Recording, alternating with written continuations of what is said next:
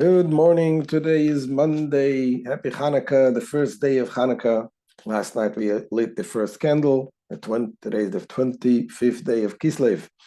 Let's start the Tanya shir with the tzedakah. We know in Hanukkah in general we should add more tzedakah. So make sure to give tzedakah and to give the children also, to teach them to give tzedakah. So today we're starting the chapter 3 in the Tanya. And in this chapter, the Alter Rebbe begins to explain the structure of the godly soul. So, to recap what we learned in the first two chapters, what we learned, the Alter Rebbe explained that we are made not of one soul. Each one of us, we have two souls. We have the godly soul and the animal soul. And in chapter 2, the Alter Rebbe explained what is the godly soul. That a godly soul is a chilek elokami mal mamash, a true piece of Hashem, piece of God in us, that Hashem planted in us. And although there are different levels of souls, some souls have, they're more spiritually connected and sensitive, and their spirituality is more revealed in them. And some other people are obviously on much lower level where they're not as openly revealed to and sensitive to spirituality. Says the Alter Rebbe, this is still all of the neshamas, all of the souls come from the same root, which is the essence of Hashem, from pure godliness. There's only a difference of as the soul comes down to the body. But the tzaddikim, by higher people, the soul has the filtering and the contractions that the soul goes through, by them was less of a contraction. So they have more of a revealed form of the neshama. And therefore they are more open and to be sensitive to godliness, where other people are more coarse. And that's in general. And the Alter Rebbe is going to explain in the Tanya, knowing that when we know this fact that we have two neshamas, two different souls, each one with their own set of faculties and emotions and the way it functions, and each soul battles over the body to rule the body. So in order to be able to know how to deal with our challenges, we must understand how does it work. Saying that we have a godly neshama, okay, that was said. To say that the godly neshama affects us, we also said that. But the question is how. When we know the system, the structure, how it works, it will enable us to deal with every situation that comes along, to make sure that the godly neshama should have the dominance over the animal soul. So he begins to explain the functions of the godly neshama. And what he's going to say is that the neshama is made out of 10 faculties.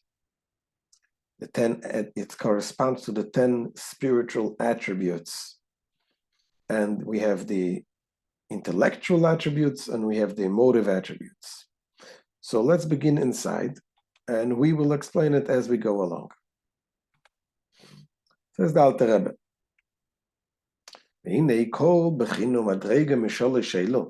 nefesh, ruach, uneshama, klulo meyesa b'chinas.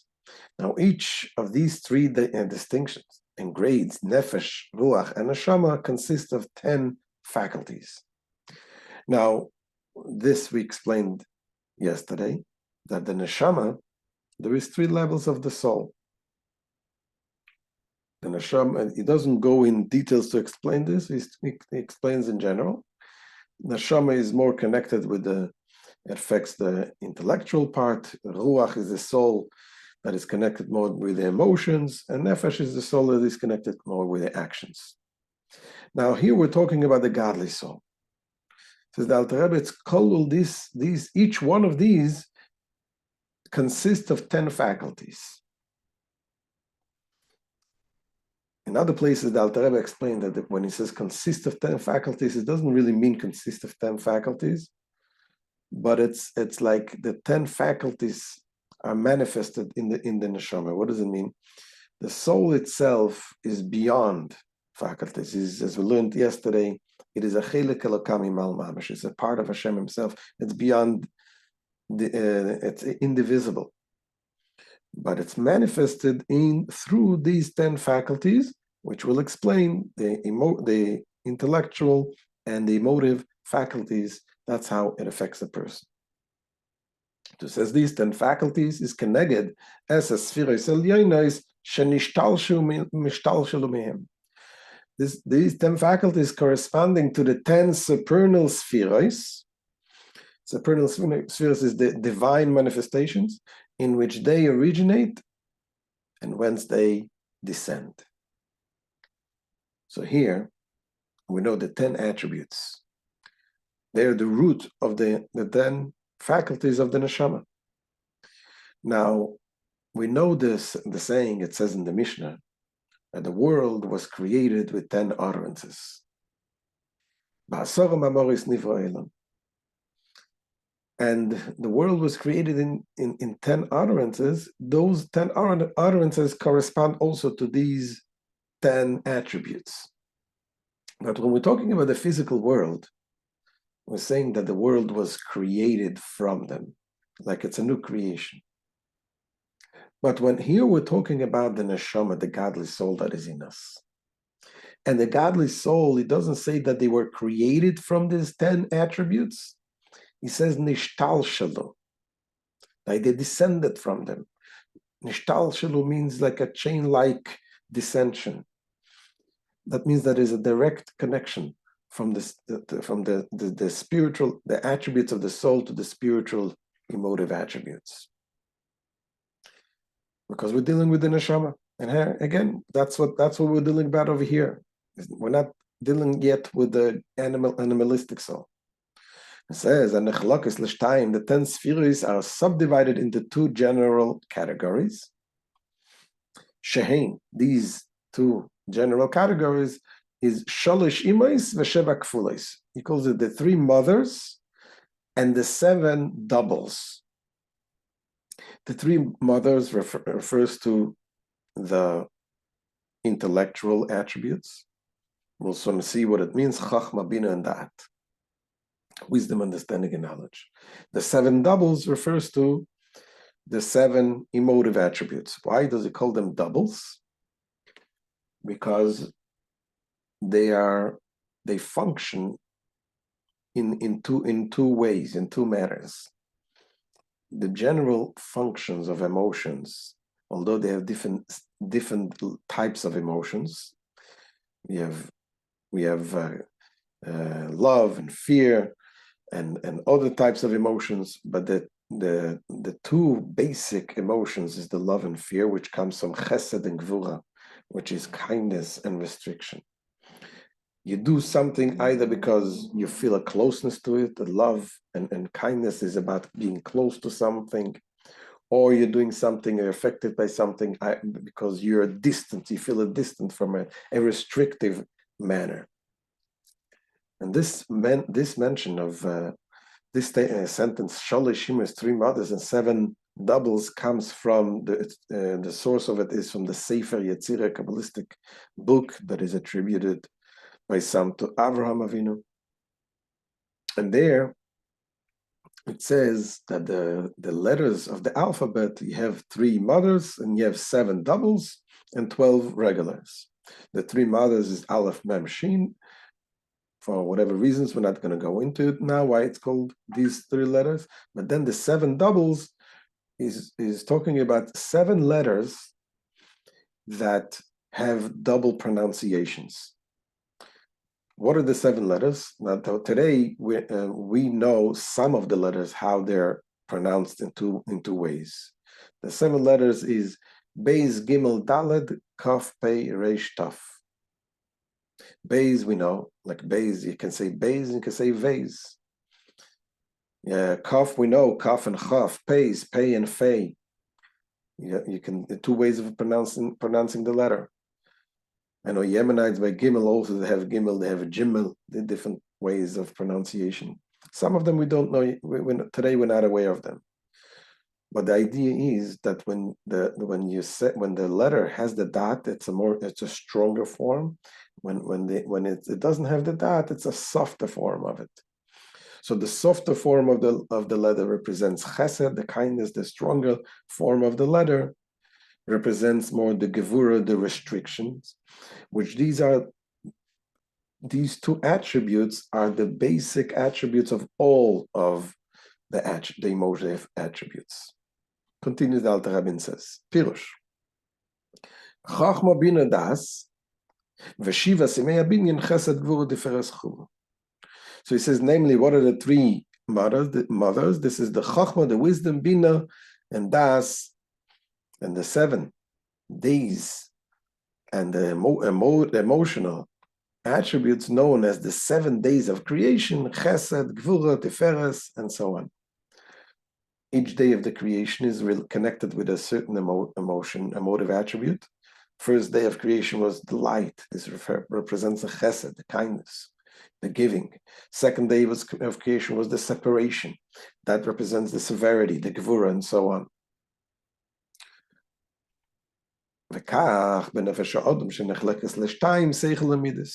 Just as the 10 supernal sephiros are divided into 2 general categories, so too with the human soul. And its 10 faculties, they are divided into 2, the seichel, the intellect, and the midas, the emotional attributes. And he goes into detail to explain. Seichel koilel chachma bina das v'das.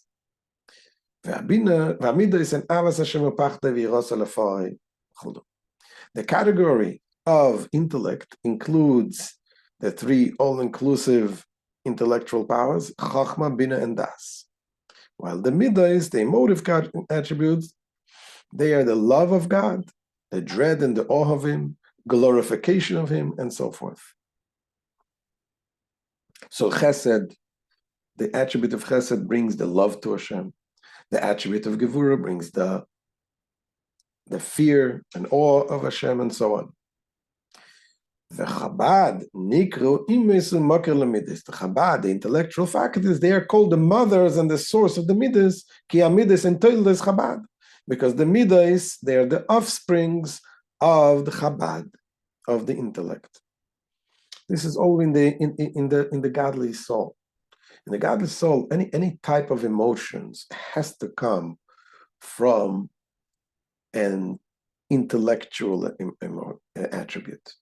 When you understand, it doesn't come easy to appreciate the love and fear of Hashem. You have to first understand and contemplate, and that is what the neshama is about. It gives the thoughts and the concept to understand the greatness of Hashem, and that leads to the feelings.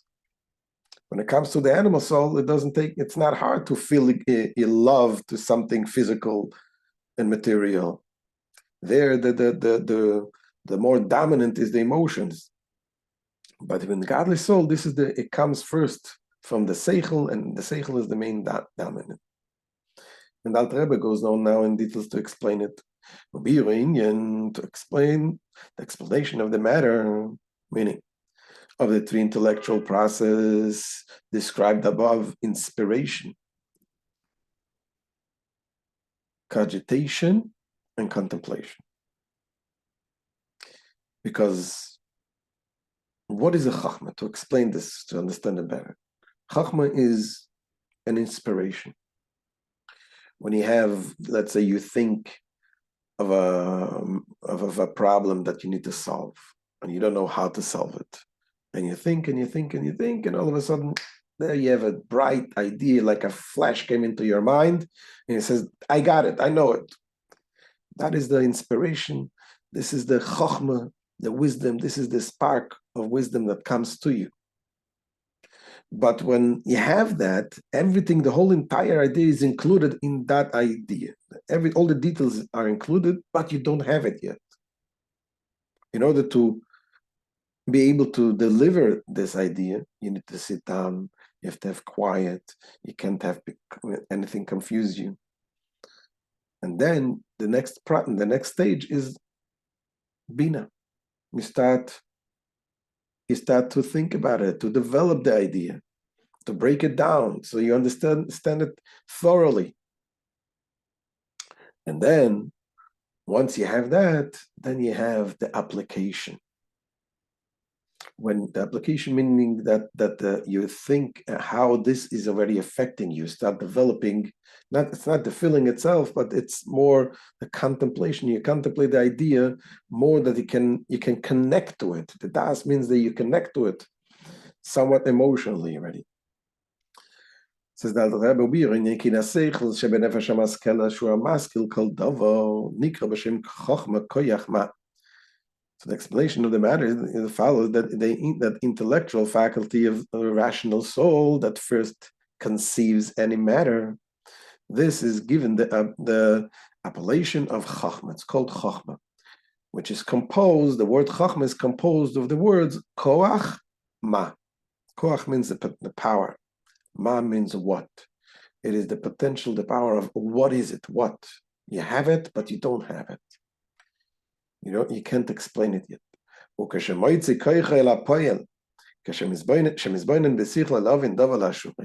one brings forth this concentrated idea from the potential into actual, meaning that is, when one cogitates with his intellect on the seminal point in order to understand the matter full well. Understanding full well means understanding in the length and in the breadth. And the length means you're bringing, sometimes you need to understand something and you give an example to it. An example sometimes needs another example. And to the breadth, from one concept, you can draw parallels to other concepts. This is really the bina, understanding it, full breadth. Ula omkai. Thus, when one cogitates on a concept in its length and breadth, it delves to its very depth. As it evolves from the concept which he had conceived in his intellect, Nikra Bina, this is called Bina. So Bina is that faculty which elucidates the details of any concept and apprehends it full well, in depth. Vehein aim ava aim amelida is ava savaya veirasai upachtei. They, the Chachma Bina, they are the very father and mother which give birth to love of God and awe, yira, and dread of Him. Just like the father and the mother have the same functions. There is that seminal point that comes from the father. The development comes through the mother. The same thing is in ideas. And that gives birth to children, creates children. And the children are called the emotions. The feeling of love to Hashem and fear of Hashem comes as a result of the contemplation. And that is part of the godly soul's functions in the person. This is the end of today's shir. Happy Hanukkah, and we shall see you B'ezrat Hashem tomorrow for the next shir.